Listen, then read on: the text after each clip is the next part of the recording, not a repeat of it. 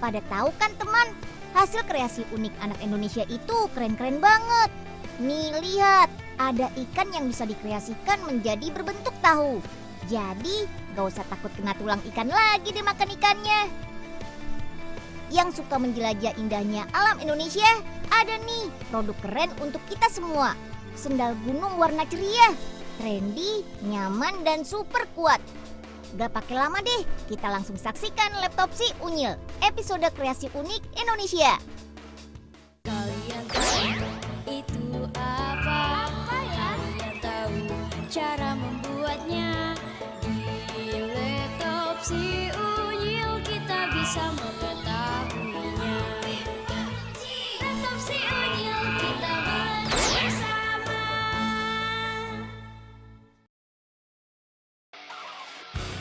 Satu lagi nih, cemilan enak dari ikan laut. Namanya fish tofu. Tofu itu bukan jenis ikan ya, tapi makanan. Cocok nih buat cemilan di rumah, apalagi di musim hujan kayak gini. Wih, makin sedap kalau makan selagi hangat. Yummy.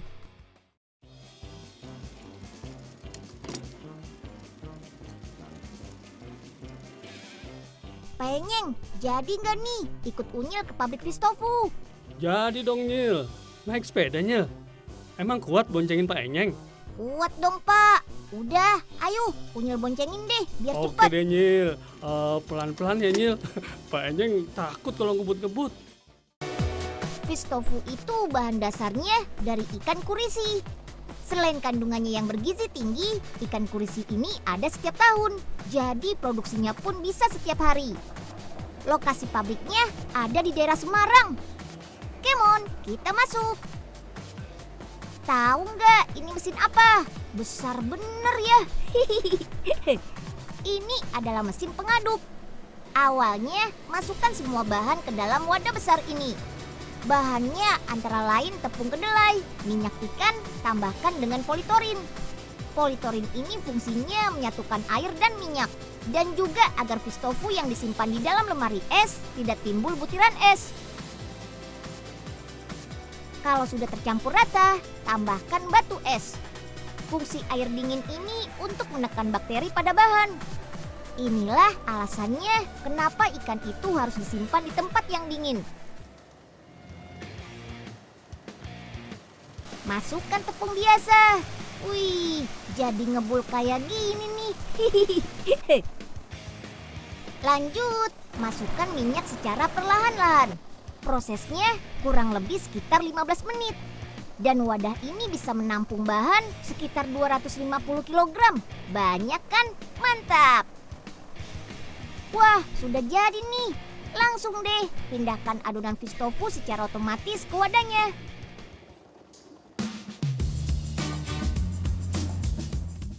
Nah, ini nih tempat aliran adonan yang tadi. Sekarang kita cetak dan potong secara otomatis. Tis. Potong dengan ukuran 3 cm. Wadah air ini fungsinya agar bahan tidak lengket. Lihat tuh, namanya juga fish tofu, jadi mirip kayak tahu. Bahan setengah jadi ini secara otomatis terdorong ke conveyor. Saatnya merebus fish tofunya. Lihat, selama direbus, fish tofu terus berjalan tuh hingga sampai ke proses pendinginan. Oke, lanjut. Setelah pendinginan, fish tofu ditaruh di satu wadah seperti ini. Biar tidak rusak, wadahnya dikelola secara hati-hati. Wah, ini sih kayak tahu beneran. Padahal ini kan campuran kedelai sama ikan. Wih, enak nih. Aduh Nyil, dicari-cari ketemu juga. Pak Enyeng sih ngilang-ngilang aja. Jadi Unyil sendirian aja deh. Maaf deh Nyil, ini Nyil, fish tofu itu. Enak nih, Pak Enyeng minta ya.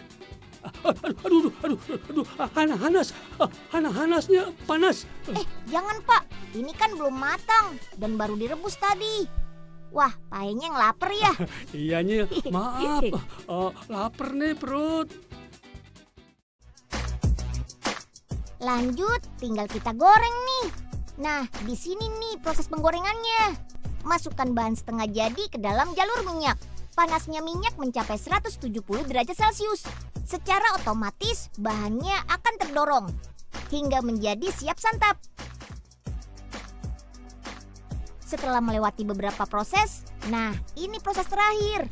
Sortir alias pilih hasil gorengan fish tofunya sekaligus bekukan. Fish tofu ini masuk ke area konverter pembekuan. Dingin lemari pendingin ini mencapai minus 26 derajat Celcius. Brrr, dingin banget nih. Wah, unyil bisa beku nih. Nah, akhirnya sampai juga nih fish tofu. Tuh kan, jadi beku. Masukkan ke dalam wadah plastik yang siap untuk dijual. Setelah dimasukkan ke wadah plastik, kemudian ditimbang. Satu plastik beratnya 500 gram. Dalam satu hari bisa mencapai 15 sampai 18 ton. Wow, mantap! Oke, fix. Lanjut. Tinggal rekatkan dan beri tanggal kadaluarsanya. Dan akhirnya masuk deh ke dalam kardus-kardus. Dan siap kita jual.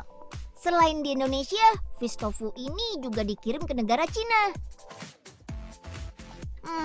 Fish tofu ini kelihatannya enak banget ya. Nyam nyam nyam. Ah, unyil jadi nggak sabaran nih mau nyantap. Kaya protein dan omega 3 pastinya. Baik untuk kesehatan kita. Ayo, disantap yang banyak. Iya, ini nih Nyil yang ditunggu-tunggu Pak Enyeng. Emangnya Pak Enyeng aja yang lapar? Unyil juga nih Pak. Ah, enak nih Nyil. Harumnya aja udah terasa. Oh gitu ya Nyeng sekarang, ha? Dicariin di pos ronda nggak ada. Malah bakar-bakaran di sini. Bos, bukan gitu bos. Nyeng udah nggak setia kawan kalau caranya begitu. Sebi Oga Nyeng, bener. Maaf bos. Iya nih Pak Oga, kok datang-datang malah marah-marah sih? Nah, karena Nyeng nggak setia kawan, Oga bawa nih makanannya semua ya, Loh, oke? Pak Oga, itu kan punya kami Pak. Pak. Naik ke puncak gunung, tinggi sekali. Siapa yang sudah pernah naik ke gunung? Kali ini, Unyil akan mengajak teman-teman melihat proses pembuatan sendal gunung trendy yang bernama Sabertooth di Bandung, Jawa Barat. Tuh, lihat sendal gunungnya, warna-warni ceria. Selain bisa kita gunakan untuk pergi ke gunung, sendal ini juga cocok untuk kita bepergian sehari-hari loh teman. Usaha yang dilakukan Pak Dodi ini dimulai sejak tahun 2006. Produknya sudah terjual hampir di seluruh wilayah di Indonesia loh. Bahkan sudah sampai ke Brunei dan Malaysia. Wah, keren kan? Let's go, kita buat sama-sama. Nyil, jadi nggak nih kita naik gunung? Jadi dong Bul, tapi Unyil mau ke tempat pembuatan sendal gunung dulu ya. Embul ikut dong Nyil. Siapa tahu Embul dapat sendal gunung gratis. Ah, dasar si Embul. Ya udah, ayo ikut Unyil. Dan Unyil sama si Jambul Merah pada mau kemana tuh? Kok nggak ngajak Pak Oga? Ikutin aja Ini dia bahannya, spons alias busa. Potong sponsnya menjadi beberapa bagian, seperti ini nih. Oh iya, spons ini memiliki ketebalan 12 mm, disesuaikan dengan standar sendal gunung ya. Lanjut ke proses pencetakan. Pada proses ini, spons kita cetak dengan plat.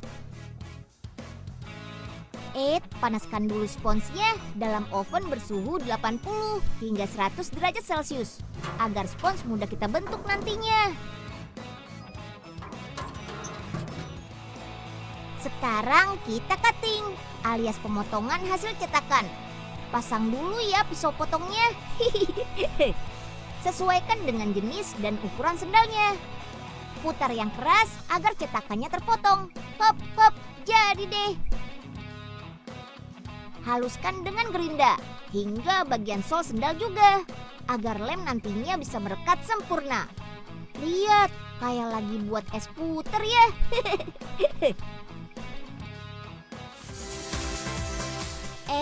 Tali sendalnya jangan lupa. Potong tali sesuai ukuran. Lalu kita tempel ke cetakan spons. Nah, di sini nih kunci kekuatan sendal gunung pada saat pengeleman, teman. Jahit dulu talinya, lalu rekatkan. Pasang tali yang sudah jadi ke spons dengan alat khusus. Tinggal coblos.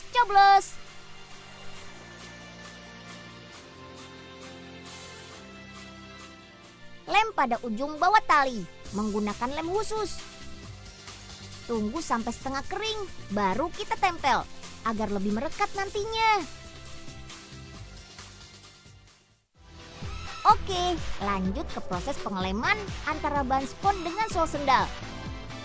Sebelumnya kita bersihkan dulu spon dan sol dengan menggunakan cairan pembersih khusus agar tidak ada debu atau kotoran yang menempel.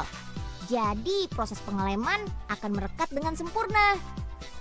Oleskan lem pada ban spon dan solnya yang rata ya.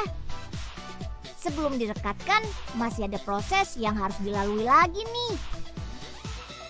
Assembling, panaskan dulu sponnya dan solnya pakai alat ini nih. Alat ini menggunakan daya lampu 1000 watt.